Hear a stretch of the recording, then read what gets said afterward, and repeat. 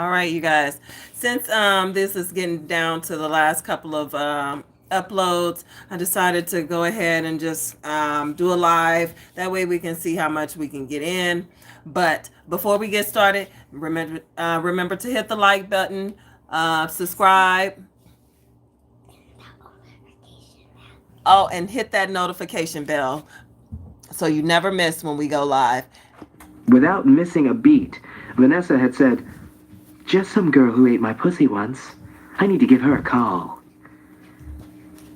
"Oh, right," Mimi had said, trying to roll with the punches. "That was before you were with Alonzo." Vanessa had looked at her like she was brain dead and said, "Alonzo was there." Lena kept drinking and made no comment. So Mimi started doling out little tidbits to Lena and Vanessa when they pressed her for info. Everyone thought she was some inexperienced small-town girl. Not after being with Lamont, she wasn't. But the daddy talk she kept to herself. That was too weird. Just because Lamont was almost twice her age, Lena had once remarked, "You're on some daddy shit." Mimi had thought, "You don't know the half of it, girlfriend." But she decided to throw them a bone. She told them he was always going down on her. That got their attention. Finally, she had something of interest to add to the conversation. "Kendra told me he didn't do that," Vanessa said, shocked. "He did it only on special occasions, like it was a gift.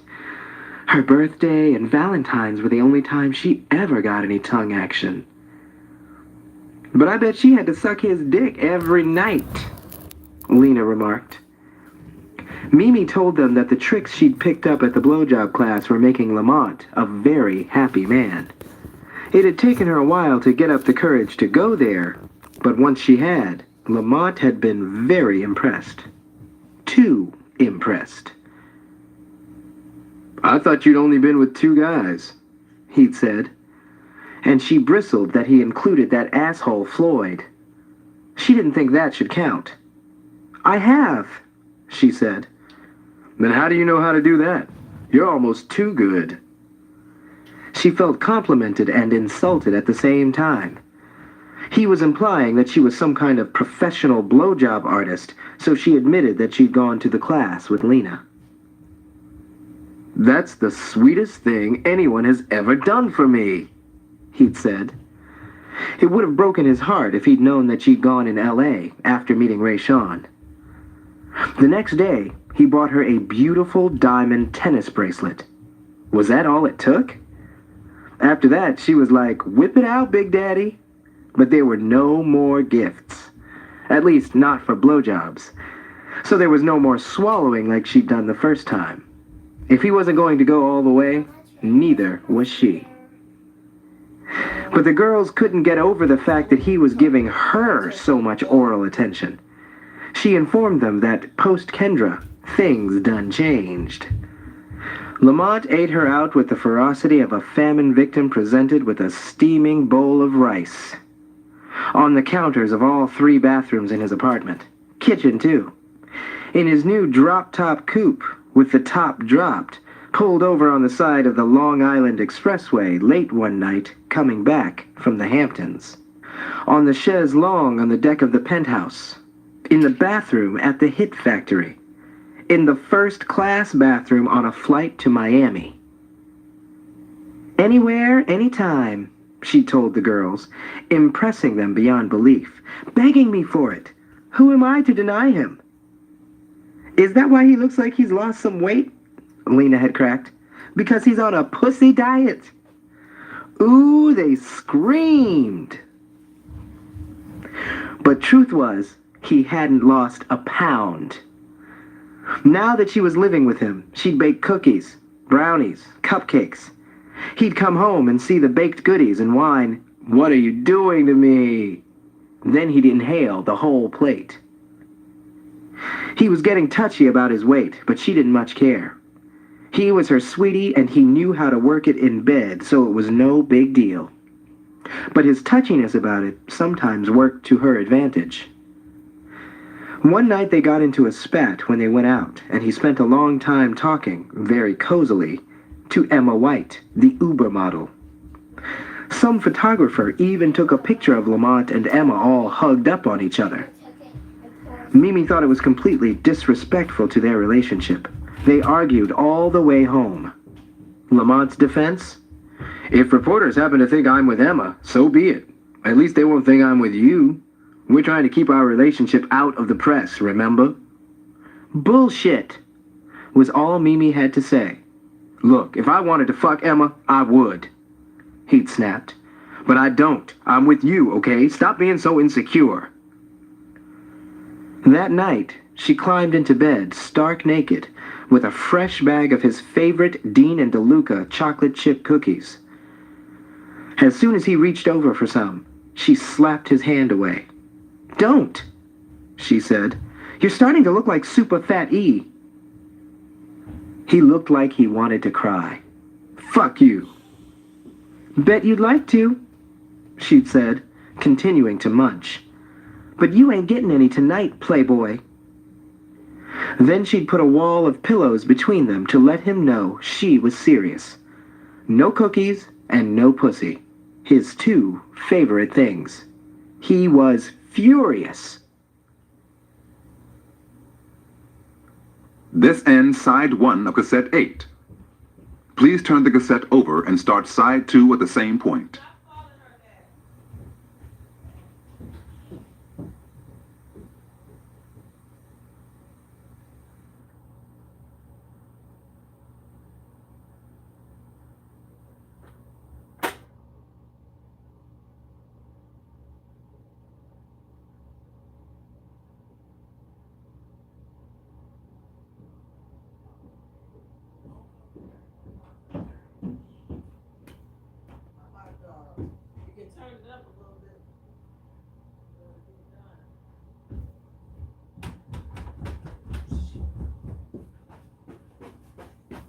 Uh-oh.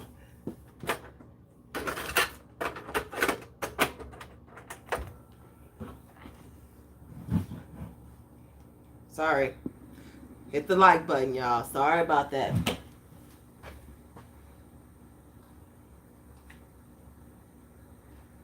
Cassette 8, side 2. The next morning, he tried for a quickie and got a cool reception. Next thing Mimi knew, music was playing. It was They Don't Know, a song by white soul singer John B. that they decided would be their song after they heard it late one night on the WBLS Quiet Storm. Lamont started singing, sounding like a cat in heat. Heard about my past, things I used to do, the games I used to play, the girls that didn't last. Mimi watched him standing over her on the bed, belting his heart out. Girl, let's talk about what your friends told you. That I'm a selfish man, want my cake and eat it too. Maybe in my past, but you've changed me now. And how could she stay mad at him? Don't listen to what people say. They don't know about you and me. Put it out your mind, 'cause it's jealousy. They don't know about this here. When he could be silly and romantic like that at 6 in the morning. Anyway, they had so much sex, she didn't think he'd have the stamina to cheat on her. But when she'd gone away a few times to record in other cities, Vanessa kept close tabs on him, and she'd heard things, whisperings. Just that he'd been seen hanging out with different girls. He hung out all the time, always with a group, so who knew for sure? But he had such a ladies' man rep, it worried Mimi. Whenever she'd confront him about the rumors, just fishing for any signs of guilt, it was always the same drill. Who said that? He'd demand heatedly. She'd never reveal that her main source was actually his own sister-in-law. He'd then try to discredit the unidentified rumor monger by saying, whoever it was, they're not your friend, you hear me? They're a fucking hater. Probably some dumb bitch who doesn't have a man and doesn't want you to have one either. Stop listening to that shit. And the conversation would end. Soon after, An expensive piece of jewelry would materialize under her pillow. Daryl wasn't helping matters. He had become surlier than ever, even though he was making a name for himself as a producer. He'd become a tyrant in the studio, and his head was swelling to more blimp-like proportions every day. He insisted everyone call him Country D. Most people didn't bother to comply, certainly not Lamont. But if she called him Daryl when they were in the studio, he wouldn't respond. She had to repeat herself, referring to him as Country D, and then his ears would start working. One night at the studio when she'd been trying to reach Lamont, Daryl had said, "Leave the man alone. He's probably busy. With Kendra, maybe." He knew Kendra was a sore spot for her. "Lamont is in love with me," she confidently informed Daryl. "That's what they all think," he snorted. "You think he'd cheat on me?" "I don't think. I know," he said. "Can't teach an old dog new tricks." "Asshole! You don't know anything," she snapped. "I know I got 3 months in the office pool." "Office pool?" "Yeah, I give it 3 more months till your love spell wears off. Some folks are rolling the dice on 6. Odds for a year are a real long shot." She went straight back and told Lamont, "I'll handle it." He seethed. She didn't know what he had said to Daryl or the people at the office, but subsequently, Daryl would only growl at her, and the reception she got at the office became downright frosty. There was no way he'd cheat on her. No way. He was so obviously in love. He told her all the time, almost obsessively. And he made her tell him. Every morning after their quickie, he'd shower, dress, and then come back to the bed, smelling of Bulgari cologne, and kiss her lightly on the forehead. "Call you later, Angel." He'd coo, "I love you." One day he must have been preoccupied because he rushed out without his usual mushy farewell. When she heard the front door slam downstairs, she picked up the phone and called his cell. "You forgot something?" He came back up, looking tickled.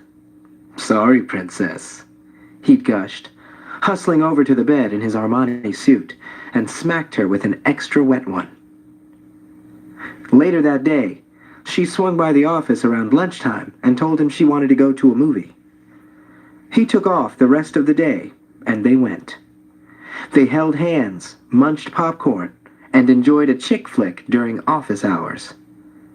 Yes, Lamont was definitely in love with her, his princess. Let the haters hate.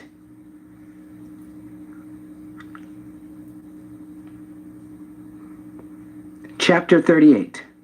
So fresh, so clean. Dressed to kill, Lamont walked out of the bathroom in his office. On the sofa sat Jay Alvarez, a 26-year-old senior editor at Vibe. He was doing a feature on Lamont for Vibe's annual Juice issue. This was their 3rd time hanging out together.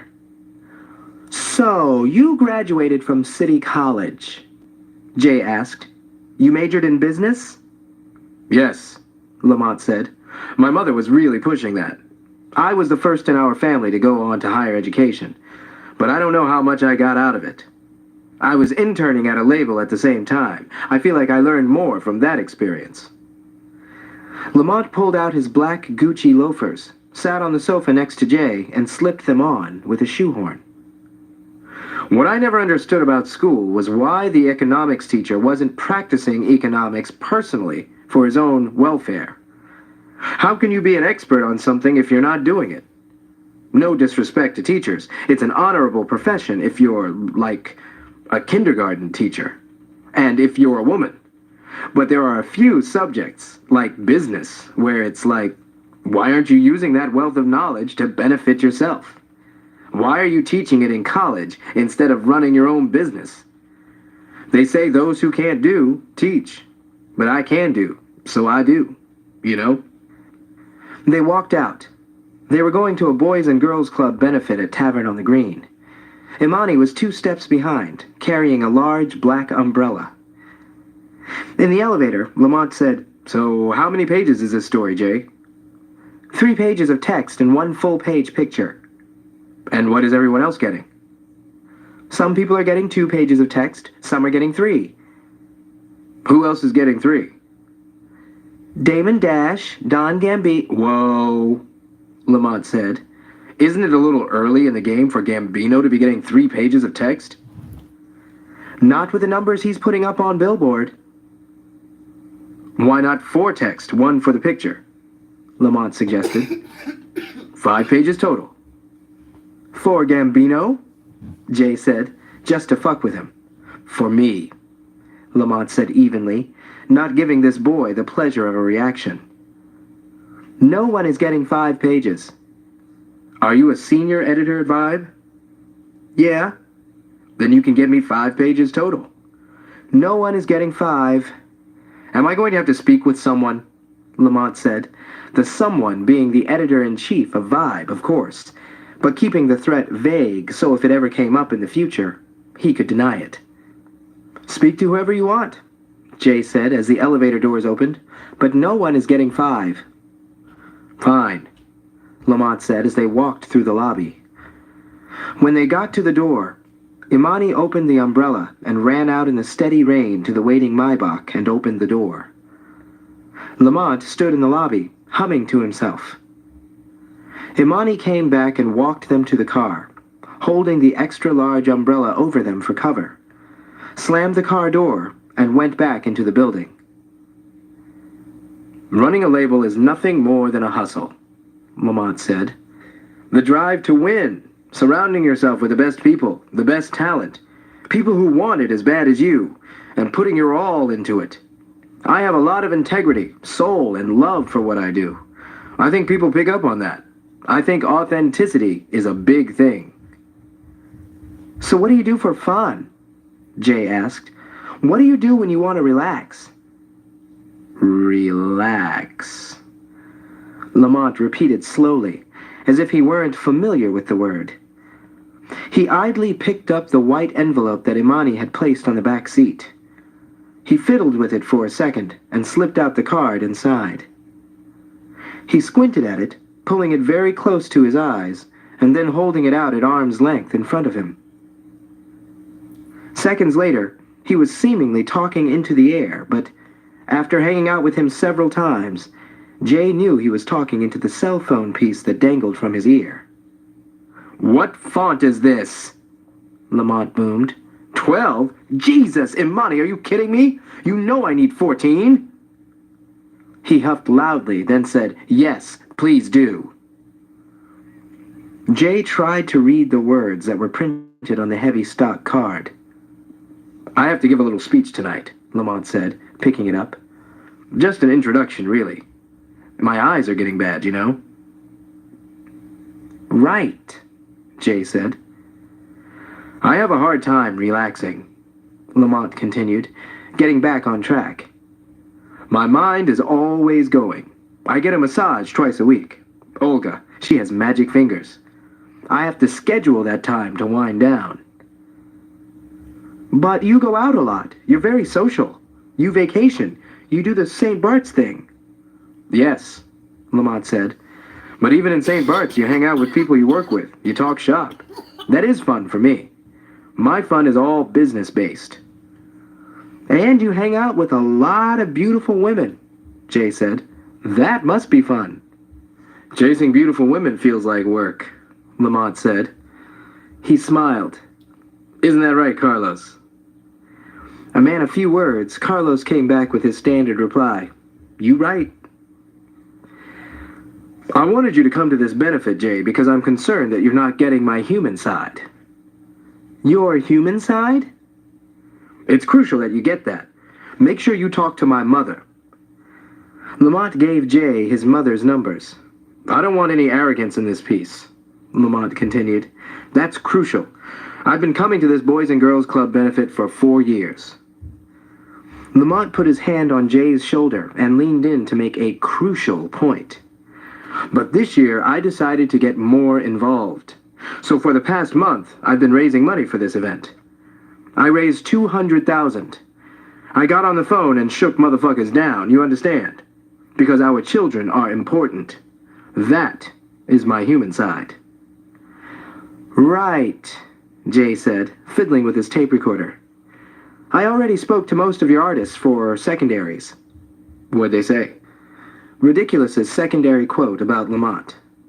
He's up early, always thinking about the next 2 or 3 moves down the line. He's a savage about staying on top. You gotta respect that. He's got a lot of haters in this industry, but he shrugs it off and keeps it moving. Floss's secondary quote about Lamont. When I first started out, he would tell me, you don't see what I see. Because I'm a regular nigga from the streets, so you know how it is. You're just living your life and doing you. But he'd be like, you don't even see who you are. He really shows you there's a bigger place you can take yourself in the world with class and all that shit. Because Lamont is a real classy nigga. Check out his suits. And he taught me how to be one too. Grimey's secondary quote about Lamont. When I first got on, I had all these whack-ass niggas around me. They all wanted deals, wanted to ride on my coattails. Big man saw they wasn't about nothing, and when I was fucked up, he'd get at me on the real like, these niggas don't give 2 fucks about you, Grimes. You ain't on the corner no more, kid.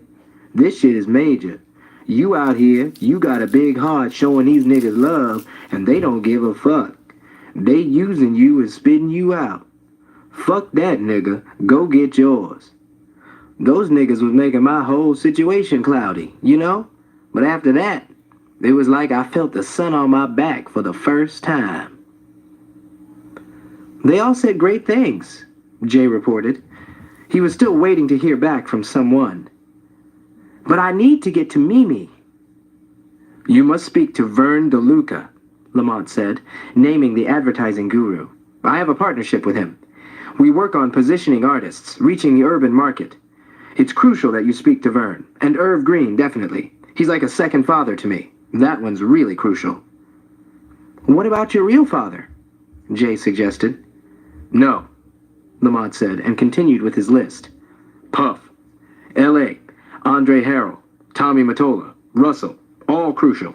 Get direct numbers from Imani, and I'll make the calls to let them know you're gonna holler at them. Still looking directly at Jay, he chirped, Hey, princess. And with that greeting, Jay knew immediately that he was on yet another phone call. On my way, said Lamont, using a saccharine voice Jay had not yet encountered. There's traffic, though. Are you wearing a pretty dress? See you soon. Me too. Who was that? Jay said. A friend, Lamont said. Your girlfriend? No. Jay sighed. Come on, Lamont. Lamont was turning out to be one of his most difficult interviews. He was trying to orchestrate everything. Jay was waiting for Lamont to offer to write the piece himself. Lamont looked over, irritated. I get a phone call. I have to take it. What do I have to do? Ask you to stick your head out the window so I can take a phone call? Jay sighed. But that is a human side. Your personal life. Who I'm fucking is not a human side. It's gossip. You work for Vibe, Jay, not the National Enquirer. So that was someone you're... Lamont gave him a challenging stare that said, Go on, son. Someone you're, dating. Lamont loudly cleared his throat and looked out of the window. Jay tried another tack. So, are you seeing anyone currently? What have you heard? I heard you were dating Mimi. I actually read that in the paper. Rumors, Lamont scoffed. Falsehoods. I'm not her type. I think she was dating that kid Trey from Chi-Town. Really? Jay said, unconvinced. He hadn't heard a peep about that, but he'd heard plenty about her dating Lamont. I think she dumped him. Not her type either, I guess, Jay said. Guess not, Lamont replied.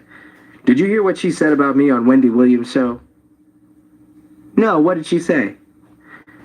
Wendy asked her about the rumors that we were dating, and she denied them by saying, "I'm looking for a man who's young, fine, and in shape." Jay cracked up. Lamont snapped. "What's so funny?"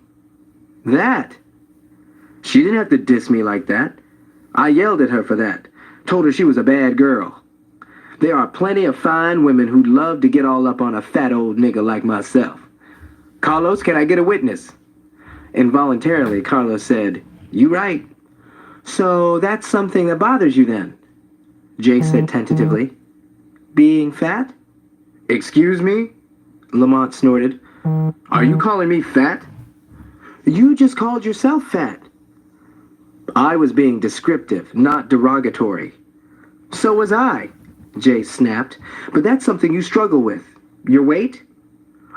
Lamont grabbed Jay's tape recorder and turned it off. "Off the record, yes." They spent a long lull listening to nothing but raindrops pounding the car. But Jay had perfected the art of waiting out the pregnant pause. If you could resist the urge to fill the silence long enough, subjects would usually rush in with a vital piece of information they were on the fence about divulging. It was always the money quote. "I look in the mirror," Lamont continued hesitantly, "and I see a man nearing 40 with his top going gray and his middle going soft. And that upsets me deeply. I don't know why, really, but that is the reality of the situation. I exercise and I try to eat healthy, but it's difficult. And you asked me how I relax. Truth is, when I'm stressed, I eat. And when I'm happy, I eat. And when I'm bored, I eat." He sighed. "A lot of sweets. It calms me. I have a wicked sweet tooth. That's the boy in me. It might be a biochemical thing." He handed the tape recorder back. "But, Lamont, why does that have to be off the record? You just said you wanted this piece to show your human side. That's it. You're very successful in business and with the ladies, but you still care about your weight. I think that's an interesting tidbit. It says a lot about you. It humanizes you." "It makes me sound vain. I am not vain. I just care about my appearance, as any man with any self-respect should. It's off the record." "Okay," Jay reluctantly agreed. "But I need Mimi for a secondary quote. I haven't been able to reach her." "She'll be here tonight," Lamont said. "You can talk to her." The Maybach pulled up to Tavern on the Green. Dressed in a gorgeous Narciso Rodriguez dress, Mimi was outside under the awning. Allie C. rushed over to the car holding a large black umbrella in one hand and Lamont's speech, printed in 14-point font, in the other. Imani had emailed it to someone at the restaurant and instructed them to give it to Allie C. Jay and Lamont got out. "Hey, princess," Lamont chirped and kissed Mimi on the cheek. "This is my boy Jay from Vibe. The one who's doing that huge 5-page feature on me for the Juice issue." Mimi shook Jay's hand. "It's nice to meet you." "I was just telling Lamont that I wanted to get a quote from you for the piece." She took one look at Jay's rumpled brown suit, the sweat glistening on his forehead, and realized Lamont had him shook. "Then you can sit next to me," she said, playfully looking back at Lamont. "I'll give you all the dirt." Lamont smiled, shot his cuffs, and followed.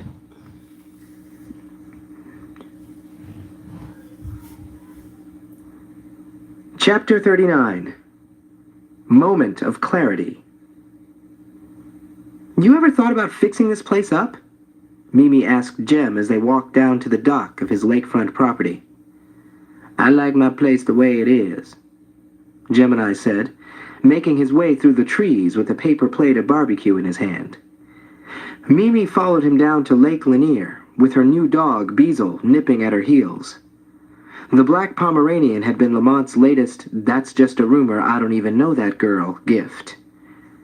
Lamont was probably glad they'd be away for a few days because Beazle needed housebreaking, and Lamont's workout area had become the pup's favorite dumping ground. Mimi, Alonzo, and Beazle had arrived at the Funk Shack this morning. A pale, scraggly-looking guy had opened the door, and Mimi thought he was the backwoods version of a manservant. But Alonzo had greeted the man with, "What up, Jim?" Checking out his lumpy afro, the nappy tuft of hair on his chin, and his bony shoulders jutting out of his white tank top, Mimi thought, "This is Gemini, the hot-to-death producer?" "Do you know that toilet upstairs is broken?" Mimi said as they neared the lake. "There are 4 other bathrooms," Gemini pointed out. "And they're all dirty." She and Alonzo were staying at the house in which Jem's considerable all-male posse roamed free. There were bedrooms enough for everyone, but housekeeping was apparently not high on the boys' list. None of the sheets matched, and they felt itchy to the touch.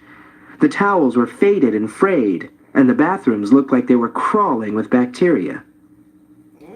"Sorry, Princess," Gemini said, in a dry tone that didn't sound at all apologetic. "I know you're used to the penthouse, first class and all that."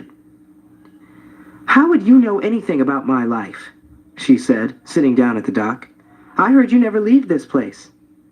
"Everyone comes to me," he said, "but I hear things, and I have a DSL hookup.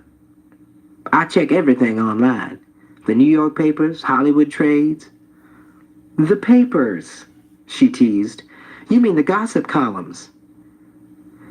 Her initial walk-on in Travis Peters' column had turned into a recurring role. Since she had 3 songs out already, collabos, and the songs and videos had all done extremely well, she was getting some serious attention even though her solo wasn't released yet. The TLE publicity machine was gearing up in a big way for that release. The label had decided that she'd be known professionally as just Mimi. No last name. If asked in interviews, she was to say her full name was Mimi Jean. Lamont said Castiglione was too ethnic. It sounded like a brand of pasta. Apparently it was the wrong kind of ethnic, because they were playing up her Haitian heritage big time. And they were pushing the triple large's first princess angle. That was how Travis Peters always referred to her in his column. Mimi, triple large's first princess. At first she thought the tag was cute, but now it just sounded pretentious. Usually she was mentioned for being somewhere in the company of Lena, Vanessa, or Lamont. They were all featured players in the gossip universe. Recently, sightings had been reported of her and Lamont canoodling all over town. She didn't even know what that word meant. Was it even a word? Allie C., quoted as her spokeswoman, had denied every last one of the reports. "They're just friends," she would swear, even though they'd been spotted making out at Nobu, and Curb, and Swirl. Lamont told her people couldn't know they were dating because it was bad for her sexy, young, single girl image. So then why was he always trying to tongue her down in public? One day, Allie C. asked Mimi to meet at Da Silvano for lunch. When Mimi showed up, Allie C. wasn't there.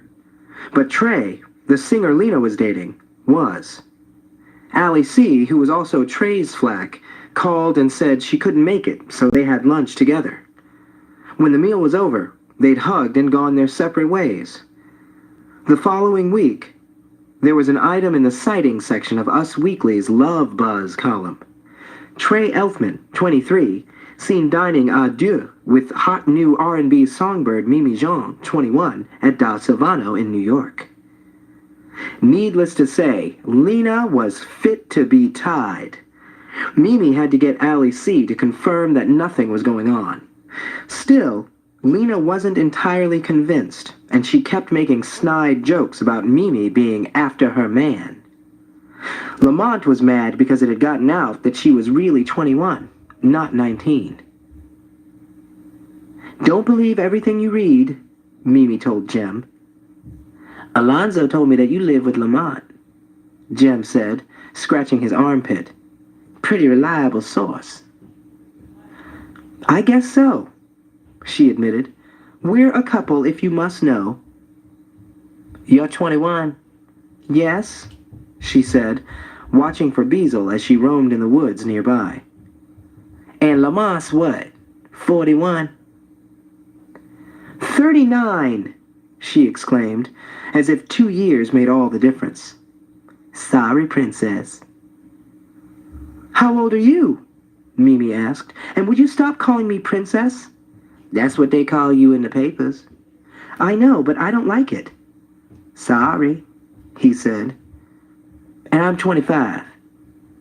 How did you become a super producer by 25? Started young and stayed focused. So how did you get your start? I would DJ in Atlanta when I was in high school. I made a name for myself and I got hired for all the proms and parties. And my boy was doing some production work. He brought me in and showed me the ropes. Then I did that song Take It Home for Papa Pimp. You remember that one? Yeah, Mimi said. She'd heard it plenty. It was on one of Lena's homemade rap classics CDs. That was my first song. I was only 19, and since then I've worked with everybody from DMX to, well, lots of people, he said modestly. And you had Britney Spears up in this piece? Mimi questioned, turning back to look at the house with its chipping brown paint. She worked here, but she stayed at the Swiss in Atlanta. She's a pop princess, he said, giving Mimi a sidelong glance. So it was only right. Why are you making fun of me, Jim? What have I ever done to you? You show up here with your Louis Vuitton luggage, dripping in ice, he said, visually cataloging all her jewels, complaining about everything and anything, and you expect me not to make fun? Mimi looked down at all her icy trinkets, and she had to laugh at herself. The 2 little M barrettes holding her hair back, the Mimi necklace, the tennis bracelet, her frosty watch by Chris the Iceman Air, the diamond toe ring. It was a bit much with her juicy terry halter dress and Chanel slides. At home, this overdone look had become de rigueur. She was expected to be ghetto fabulous glam at all times. Your fans want to see you looking your best, Lamont would say. Don't disappoint them. Okay, it's too much for the funk shack, Mimi admitted. But in New York, this is the look. Anyway, Lamont likes me this way. He likes me to dress up and do my hair and nails and get the whole Brazilian bikini wax thing. Jem glanced at her like too much information. And so I do that. I like it. Is that so wrong? Man, Jem said, looking at her with some amusement. Brittany's not as high maintenance as you. She pointed a charred chicken wing at him. But let us keep in mind that Brittany didn't have to put her bare feet in that mildewed shower. Okay, Jem said, laughing. You're right. It is getting a little gutter around here. We've had a lot of guests lately, and my cleaning lady went on vacation. I'll call and see if we can get her back here tomorrow. I'll tell her it's an emergency. Thank you, Mimi said, trying not to laugh. And speaking of ice, those are some big nuggets you've got in your ears. They're cubic zirconia, Jem said. I'm being ironic. She just stared at him. Ironic? And those are some pretty fancy cars you have in your driveway. Only one of those is mine. Which one? The white Denali truck. It's not exactly a hoopty. I bought it used off of Busta. So you're cheap and proud of it. I'm wise with my dough, he rephrased. But don't you ever want to just buy something nice for yourself? She slapped him on the arm. Damn, treat yourself, Jem. You're worth it. I know, he said drolly. And I do. I buy equipment, and I buy video games. That's it? Those video games aren't cheap. Suddenly, Alonzo's voice came booming through the trees. Yo, Mimi, your fucking dog pissed all over the rug in the game room. You really need to train this bitch. Beazle raced out of the trees, jumped on Mimi's lap, and joyously licked her face. Wearing nothing but a long pair of board shorts, Alonzo trotted toward them. He picked up speed as he neared the end of the dock and did a cannonball into the lake. Seconds later, his head bobbed up and he climbed up the dock's wooden ladder. "We're about to play poker," he told Jem as he walked past, dripping. "You in?" "Nah," Jem said, and Alonzo kept ambling toward the house. Mimi stroked Beasel's glossy black fur and adjusted her plaid Burberry collar. "Jem," she said wistfully, "do you ever wish that you had gone to college?" "Not really," Jem said. "Most people go to college to get a job. At 18, I already knew what I wanted to do, so I skipped that step. And you don't need to go to college to learn stuff. You're always learning in different ways. Life is a lesson every day." "Oh gosh, what a wise man you are," she gushed sarcastically, getting back at him for his high-maintenance comments. "When do you have the time to read all the books you have lying around?" "I find time. I read a lot of books on finance because I don't just want my business manager to know what's going on with my money. I want to know. And I've read some interesting books about the different ways people relate to money. How you spend and what you buy says a lot about you. It's deep." "If that's supposed to be another insult about my jewelry," she quipped, "I didn't buy this stuff, so stop reading so much into it." "Ooh, heel, girl," he said to Mimi, not Beazle, and they both laughed. "But seriously, it's important when you're dealing with this type of money to be educated in what you're doing. People in this business don't care about you. They care what you can do for them." He nodded at Mimi, suspecting that that applied to her as well. "You can borrow some of the books if you want." "No thanks," she retorted quickly. "Lamont's got me covered. I have everything I need and then some."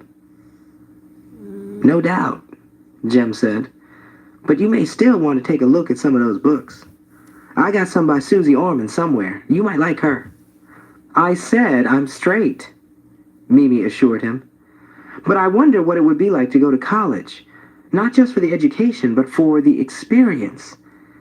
I went out with my friend Jordan and her college roommate a few weeks ago, and they had so many funny stories about things they did in school. It sounded like so much fun. And it made me think, I'll never have that. But you're going to have other experiences that most girls would kill to have. You're going to have an album and make videos and go on tour. And you're doing what you love, right?" "Yeah," she said, very tentatively.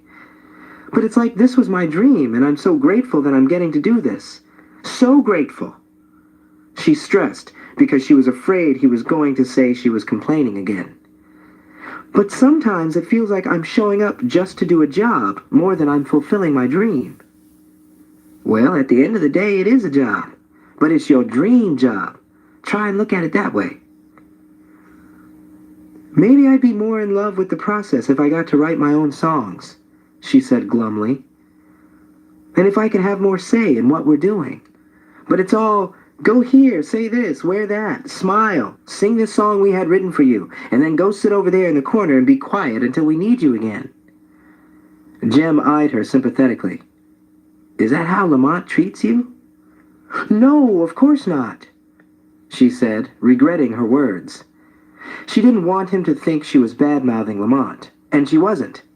All Lamont wanted was for her to be successful. "Lamont is amazing, the best. He's so supportive. But you know..." She trailed off. "Yeah, I know. Your camp is about making hits, not music." He put his hand out, she took it, and he helped her up. "Come on, I want you to hear something." They went back to the house and settled into the basement studio. It was like Jem's high-tech bat cave. He played her a beautiful melodic track and explained, "This is a song I did a while ago, but I'm trying to work out the lyrics. I need to find the right singer for it." "You want to use this for my album?" Mimi asked. "Probably not," Jem said, handing her a piece of paper on which he had scratched out one verse. "I don't think this is what your label wants." "But what are you going to use it for? Someone else's album? A soundtrack?" He grabbed hold of her shoulders and shook her. "Loosen up, Mimi. I have no plans to make it commercially available.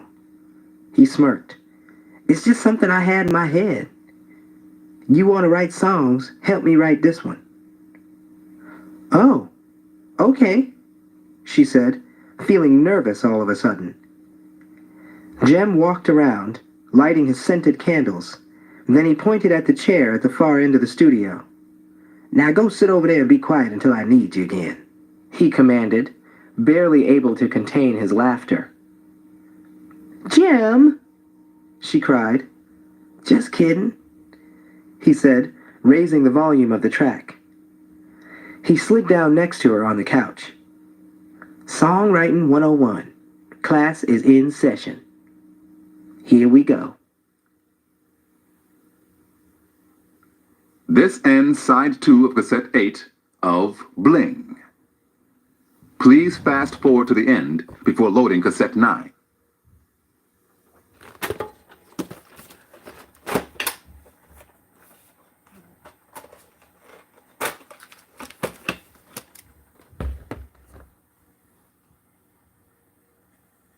Okay, normally I do this. I pause it so you guys don't have to see this, but sorry. It is what it is. It's live.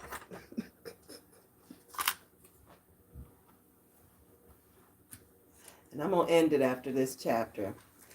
How many people think that was Jermaine Dupri? Bling, cassette 9. But you know, allegedly. Chapter 40. Work it. Smile. Never mind. Have a good night.